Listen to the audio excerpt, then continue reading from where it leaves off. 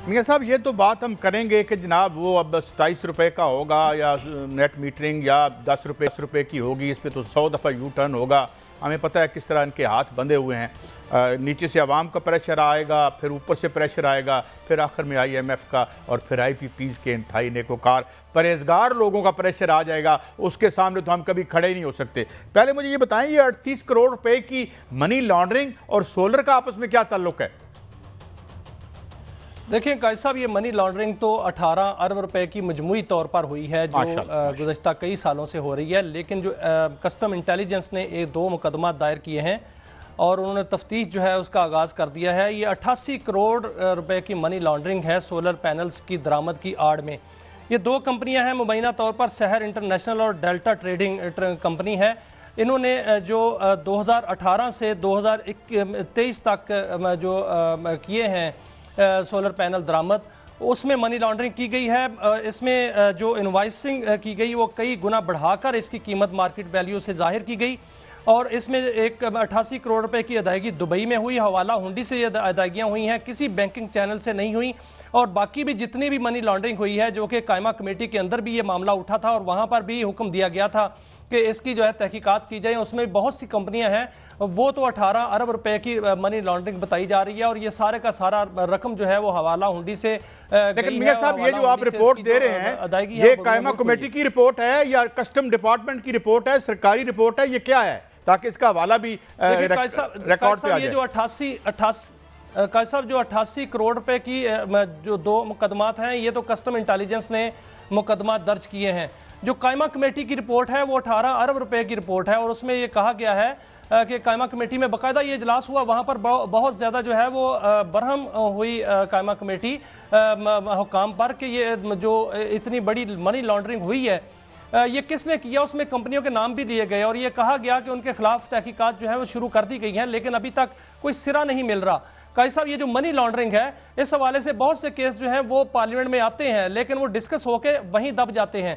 लेकिन मुझे नजर आ रहा है कि कराची के अंदर जो अरमगान कत्ल केस है वो भी मनी लॉन्ड्रिंग की तरफ जा रहा है और उसमें बड़े बड़े नाम जो है वो सामने आ रहे हैं। तो इस तरह सोलर पैनल्स के आड़ में, अरमगान कत्ल केस की आड़ में और दूसरा जो मामला हैं, इसमें मनी लॉन्ड्रिंग बहुत बड़ा इन्वॉल्वमेंट है। चले, ये तो मुबैना है ना, अभी इस केस का क्या नतीजा निकलता है, मगर मैं आपको पहले ही बता देता हूँ उसका कोई नतीजा नहीं निकलेगा। ये हमारे प्यारे प्यारे बच्चों की छोटी सी गलती हो जाती है। ज़ैद हुसैन साहब डॉन में कोट कर रहा हूँ, तो ये बच्चों की ये गलती भी हम माफ़ी कर देंगे, दिल बड़ा है हमारा। अब आते हैं, ये बताएं कि ये क्या मामला है कि ये क्यों इन्होंने फिर एक दफ़ा कहा कि नहीं जी ये आप 7 साल में आपका नुकसान पूरा कर देंगे, अवैस लगारी साहब ने फरमाया था और खुशखबरी सुनाई थी। अब ये पता चला कि नहीं भाई, ये तो 27 रुपये पर ही रखा जाएगा। क्या मामला है? IMF और उसके दरमियान हुकूमत जो है वो या इस मुल्क के अवाम फुटबॉल बने रहेंगे या क्या फैसला ये हतमी है? मियाँ साहब देखिए काजी साहब, जो वज़ीर बातदबीर हैं अवैस लगारी साहब, उन्होंने तो ये फैसला किया था और उन्होंने अवाम को बड़ा समझाने की कोशिश की थी कि जो नेट मीटरिंग वाले हैं इनका बोझ 150 अरब रुपए का पड़ रहा है और उस पर जो मुफ्ता इस्माइल हैं उन्होंने भी बातचीत की और उनको जो है बाकायदा तौर पर काउंटर किया गया, लेकिन वो IPPs की वकालत करते हुए नजर आए। हालांकि अवैस लगारी साहब के जो बुजुर्गवार हैं उन्होंने उस वक्त की हुकूमत को बरतरफ किया था। काजी साहब, आपको याद होगा वो इन्हीं माहिदों की IPPs के माहिदे ही थे जिनकी वजह से जो है वो बरतरफ की गई थी मोहतरमा बेनज़ीर भुट्टो की हुकूमत और उसमें जो फारूक लगारी साहब थे उस वक्त के सदर। लेकिन अब वो इसकी जो है वो हमायत कर रहे हैं, लेकिन साथ साथ जो है वो जो खबर ये है कि IPPs के साथ बातचीत चल रही थी और अब IPPs जो है वो बिल्कुल हुकूमत के शिकंजे में है। बल्कि हुकूमत के शिकंजे में मैं नहीं कहूँगा, मैं टास्क फोर्स के शिकंजे में कहूँगा कि टास्क फोर्स ने बाकायदा तौर पर उनको जकड़ लिया है और उनसे जो है वो नेगोशिएशन हो रही है। आज नेपरा के अंदर एक समात हुई है, उसमें 7 IPPs ने टैरिफ कम करने का जो है वो दरखास्त दी थी, उनके दरमियान उस पर जो है समात हुई है और वो टैरिफ भी कम होने जा रहा है और बिजली की कीमतें जो है वो कम होने जा रही हैं। हालांकि IMF जो है वो नहीं मान रहा, लेकिन इस हवाले से अगर IPPs का टैरिफ जो है जनरेशन टैरिफ वो कम होता है, माहाना फ्यूल एडजस्टमेंट पर फर्क पड़ेगा, सिमाही एडजस्टमेंट पर फर्क पड़ेगा और 2 रुपये फी यूनिट रीबेसिंग होगी, तो इसमें यूनिट जो है वो वाकईतन 10 रुपये तक जो है वो कम हो जाएगा। 35 रुपये 50 पैसे से कम होकर 25 रुपये तक यूनिट जो है वो हुकूमत ने लाना है। IMF इस पर जो है वो जितने भी टैक्सेस हैं उनको कम करने का नहीं कह रहा, वो कह रहे हैं कि टैक्सेस कम नहीं होंगे, लेकिन अगर IPPs जो है वो पीछे हट जाते हैं और IPPs हुकूमत की मानते हैं, जो कि मानना पड़ेगी, तो फिर ये टैरिफ जो है वो कम होता हुआ नजर आ रहा है। कैसा मियाँ साहब, बात तो ये है कि अगर ये मुआहदे खुल जाते, इनके फोरेंसिक ऑडिट हो जाते, तो फिर आज हम ये ना होते। अगर ये वाकई एक जुर्म हुआ है और मुल्क के मफाद के खिलाफ ये मुआहदे हुए हैं, ये कानून में शिक मौजूद है, जिस तरह डॉक्टर इकराम उल हक ने बताया था कि अगर आप अपनी सुप्रीम कोर्ट में जाकर ये साबित कर दें कि मुल्क के अवाम के खिलाफ, उनके मफाद के खिलाफ फैसले हुए हैं, तो ये क्रिमिनल प्रोसीडिंग होती है, जिस तरह हमने मलाइशिया में देखा जहाँ से IPP सारे भाग गए थे। तो बात यह है, अगर किसी ने हमारे साथ हाथ किया है, किसी ने कोई माल बनाया है गलत तरीके से मुबैना तौर पर, तो फिर उनसे हम मुज़ाकरात करेंगे। तो फिर हम जो मेरे घर में डकैती होती है उनसे भी मुज़ाकरात कर लेते हैं कि यार कुछ तुम रख लो, कुछ हम रख लेते हैं। तो मेरे ख्याल में आगे बढ़ते हैं। मामला ये है कि मियाँ साहब, I don't know whether they can stick to this. अब मेरी इतलात ये हैं कि बड़े मुख्तदार हलकों ने मुदाखलत करके ये इसमें कहा है कि इस बिजली को ठीक करें, क्योंकि सुना है कि मुल्क के बड़े बड़े इंडस्ट्रियलिस्ट ने हाथ खड़े कर दिए हैं कि अगर आप इसको ठीक नहीं करते तो जो थोड़ी बहुत सनती पैदावार यहाँ रह गई है, और जाहिर है हर बंदा ये कहता है, हर इकोनॉमिस्ट ये कहता है कि यह मुमकिन नहीं है। अगर दुनिया में जहाँ जब बिजली की कीमत से दुगनी कीमत पे अगर जो इंडस्ट्रियलिस्ट यहाँ काम करेगा, मैं तो हैरान हूँ जो कर रहे हैं वो कैसे कर रहे हैं। तो मेरे ख्याल में ये हुआ है उधर से इधर, जो पॉलिटिकल गवर्नमेंट सो कॉल्ड है, इसकी वेल पता नहीं है या नहीं है। मियाँ साहब, इस खबर में कितनी आप समझते हैं, क्योंकि इससे पहले हम देख चुके हैं कि डॉलर की कीमत भी जो है वो कहाँ से रुकी और किसने रोकी। मियाँ साहब, लेकिन काजी साहब देखें, जो 2-3 मीटिंगें हुई हैं सिपा सलार की ताजरों के साथ, उसमें तो यही डिस्कस हुआ था कि बिजली की कीमतें जो हैं बहुत ज़्यादा हैं, हम कम्पीट नहीं कर पा रहे। और आपने देखा कि फैसलाबाद की बहुत सी मिलें जो हैं बंद हो गई, टेक्सटाइल मिल जो है वो ख़ास तौर पर बहुत सी मिल जो है वो बंद हैं। लेकिन अब ये फैसला तो हुआ था, इसीलिए ही टास्क फोर्स बनी थी और टास्क फोर्स को ये टास्क दिया गया था। फैसला ये हो चुका है, बल्कि ये काम बहुत हद तक हो चुका है कि बिजली का यूनिट 10 से 15 रुपए जो है वो कम करना है, ये होना है। क्योंकि मुल्क के अंदर से काजी साहब देखें, 600 अरब रुपए जो है वो स्मगलिंग में ज़ाया हो जाते हैं, इसके पेट्रोल की स्मगलिंग में।